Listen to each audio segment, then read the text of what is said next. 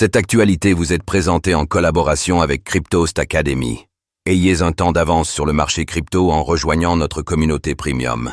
Meta se lance dans la course aux stablecoins, 3 ans après l'échec de Diem.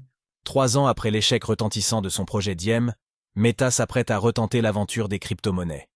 Le géant américain discute avec plusieurs acteurs du secteur pour intégrer des stablecoins à ses plateformes, notamment à des fins de paiement. La preuve du retour en grâce des actifs numériques auprès des entreprises traditionnelles?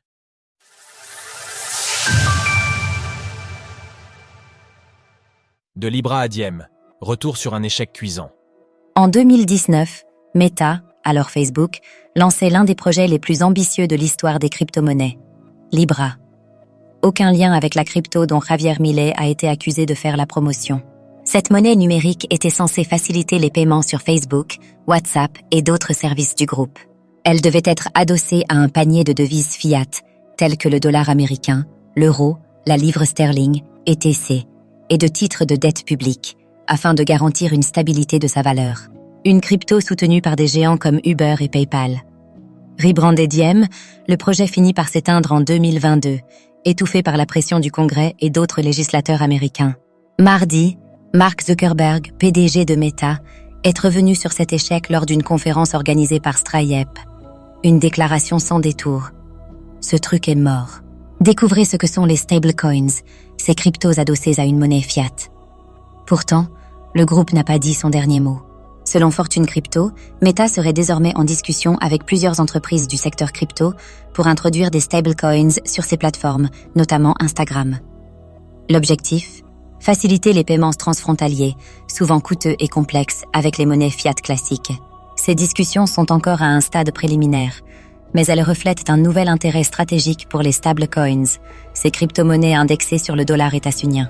Leur stabilité les rend idéales pour des micro-paiements à l'international, en dessous de $100, versés dans différents pays. La possibilité d'un assouplissement de leur régulation dans un avenir proche les rend tout d'un coup plus intéressantes pour les entreprises. Une stratégie discrète de Meta. Selon nos confrères, Meta a contacté des entreprises d'infrastructures crypto plus tôt dans l'année 2025, selon 3 sources proches du dossier.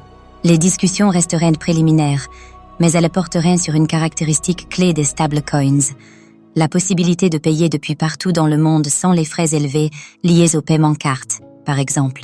Un dirigeant du secteur a ainsi confié à Fortune. Meta est en mode apprentissage, précisant que l'entreprise serait probablement indépendante du type de stablecoin utilisé. Ne se limitant donc pas à un seul émetteur comme le USDC de Circle. Mastercard adopte pleinement les stablecoins grâce à toutes ces nouveautés. Pour piloter ce nouveau virage, Meta a recruté en janvier Ginger Baker comme vice-présidente produit. Ancienne dirigeante de la FinTech Plaid, elle siège également au conseil de la Stellar Development Foundation, connue pour son implication dans les paiements transfrontaliers en crypto. D'après une source proche du dossier, elle joue un rôle central dans cette nouvelle phase exploratoire. En cette année 2025, tout indique donc que le contexte est favorable au secteur des stablecoins. Après une période de blocage réglementaire sous le gouvernement de Biden, l'élection de Donald Trump en novembre dernier a redonné de l'élan à l'industrie. Mastercard, Visa, Fidelity ou encore Circle multiplient les projets.